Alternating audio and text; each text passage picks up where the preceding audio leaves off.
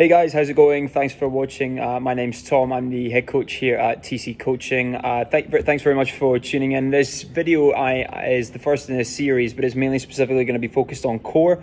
This video is specifically going to be talking about how to integrate core work into your program. So obviously this video will be tagged on to the core series, which is a playlist within my YouTube channel.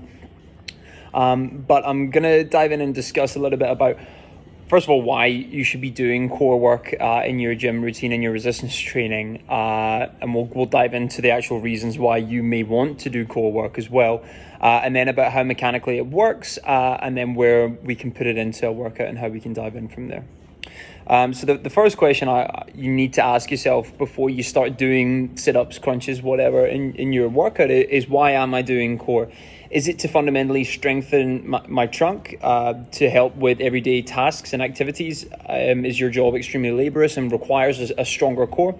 Is it to help with larger compound lifts like the squat deadlift that will ensure that your core isn't your limiting factor in the lift, and it may be the prime mover being quads or hamstrings? Is the first question. Hopefully it's more the latter rather than looking more at aesthetics. But look, I totally get this. I've now been in the industry for over 5-6 years, so I understand that people want to do core because it makes them feel like they're going to get abs, okay? And unfortunately, it doesn't really work like that. The lower your body fat percentages means that you're going to have more visible abdomen muscles. But yeah, so understanding why you're doing core work in the first place is really important, and I hope it is more from a functional standpoint, and should be in everyone's program. Now, how we integrate that is kind of depending on where you are in your training at the moment. If you've done nothing prior to, I would really encourage starting with some isometric holds. If you're interested, you can contact me and we can go through some of the ISO core series that I write out to some of my clients when we first start working together. But movements like a plank, a V-sit hold, back extension holds, even stuff like squat, bottom of your squat hold positions are going to be great for core ECG, which means core recruitment, essentially from there.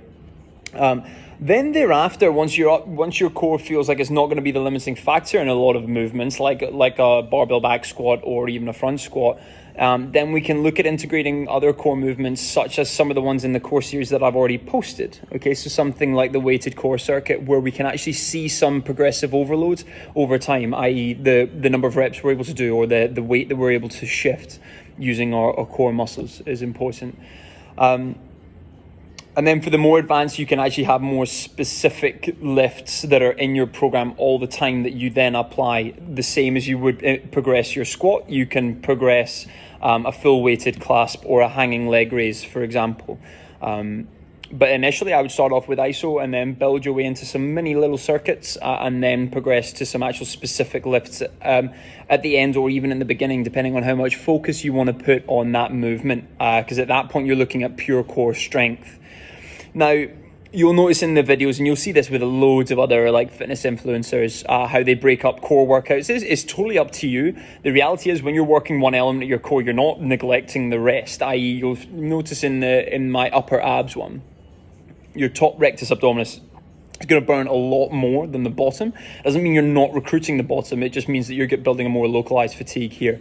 The reality is all of the abdomen muscles will be switched on, but a lot is to do with your mind-muscle connection, which I'll talk about in future videos from there.